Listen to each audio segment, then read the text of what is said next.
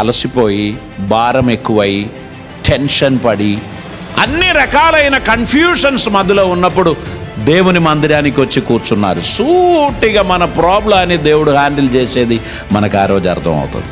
మనం దేవుని సన్నిధిలో మనం ప్రశాంతంగా కూర్చున్నప్పుడు పరిశుద్ధాత్మ దేవుడు మనతో మాట్లాడతారు. మన హృదయాన్ని శుద్ధి చేస్తాడు, మన బరువును ఎత్తివేస్తాడు, మనకు నెమ్మదిని ప్రసాదింపచేస్తాడు, ఫ్రెష్నెస్ మనలోనికి వచ్చేస్తుంది. వారం రోజుల టెన్షన్స్ తొలగిపోయి ఆ 1 అవర్లో దేవుడు మనల్ని ఏం చేసేస్తున్నారు? రివైవ్ చేస్తున్నారు.